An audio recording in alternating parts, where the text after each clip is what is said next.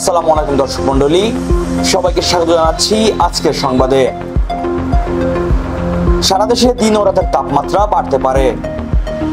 সারা দেশে দিন ও রাতের তাপমাত্রা সামান্য বাড়তে পারে। আজ সকাল 9টা থেকে পরবর্তী 24 ঘন্টার আবহাওয়ার পূর্বাভাসে একথা বলা হয়েছে। এতে বলা হয়, ময়মনসিংহ ও সিলেট বিভাগের অনেক জায়গায় এবং রংপুর, রাজশাহী, ঢাকা ও খুলনা বিভাগের কিছু কিছু জায়গায় অস্থায়ীভাবে দমকা হাওয়া সহ হালকা থেকে মাঝারি ধরনের বৃষ্টি ও বজ্রসহ বৃষ্টি হতে পারে। সেই সাথে দেশের কোথাও কোথাও মাঝারি ধরনের ভারী থেকে অতি ভারী বর্ষণ হওয়ার সম্ভাবনা রয়েছে।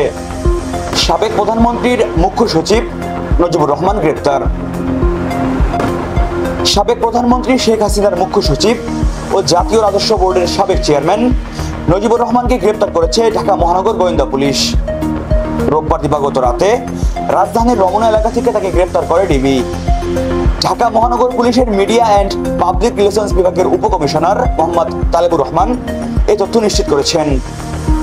চাঁপাইনবাবগঞ্জে 10তম গ্রেড বাস্তবায়নের দাবিতে কর্মবিরতি ও অবস্থান কর্মসূচি। কারিগরি শিক্ষার অবমূল্যায়ন মানি না, মানব না, এই স্লোগানকে সামনে রেখে অন্যান্য ডিপ্লোমা ইঞ্জিনিয়ারদের ন্যায় ডিপ্লোমা ইঞ্জিনিয়ারিং ডিগ্রিধারী সার্ভেয়ারদের পদে কর্মরতদের 10তম গ্রেড বাস্তবায়নের দাবিতে চাঁপাইনবাবগঞ্জে অবস্থান কর্মসূচি ও কর্মবিরতি পালন করেছে সার্ভে ডিপ্লোমা ইঞ্জিনিয়াররা।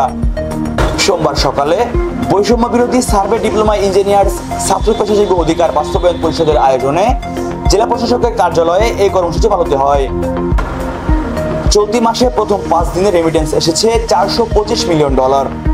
2024-25 অর্থ বছরে অক্টোবরের প্রথম 5 দিনে প্রবাসী বাংলাদেশিরা প্রায় $425 মার্কিন ডলার রেমিটেন্স পাঠিয়েছেন।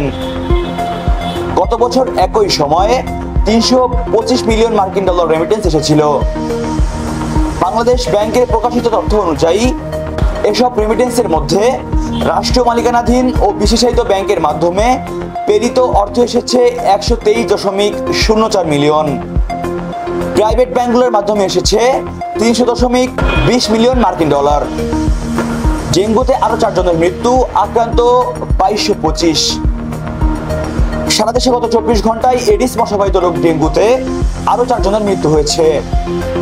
একই সময় দেশে আরো 1225 জন হাসপাতালে ভর্তি হয়েছেন। রোববার স্বাস্থ্য অধিদপ্তরের হেলথ ইমার্জেন্সি অপারেশন সেন্টার ও কন্ট্রোল রুম থেকে পাঠানো এক সংবাদ বিজ্ঞপ্তিতে এই তথ্য নিশ্চিত করা হয়। দর্শক মণ্ডলী, আপনারা দেখছিলেন আজকের প্রহর সংবাদ। সঙ্গে ছিলাম আমি মহিবুল্লাহ নাহিন। নিত্য নতুন সকল খবর পেতে যুক্ত থাকুন প্রহর 24 এর সাথে। ধন্যবাদ।